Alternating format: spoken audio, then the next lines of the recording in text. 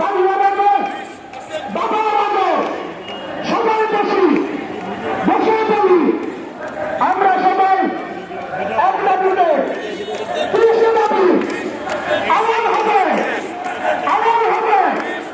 গণতন্ত্র হবে পরিষ্কার হবে শিক্ষকেরা দাবি তুলেছে বাড়ি বেড়া কর্মচারী বাদ করেনি একই দাবিতে শিক্ষা প্রতিষ্ঠান স্কুল কলেজ মাদ্রাসা কারিগরি সবার দাবি কমসে দাবি এক দাবি এক দফা প্রত্যাখ্যানটা 20 বছরে দিয়ে দাও দিতে হবে প্রত্যাখ্যান।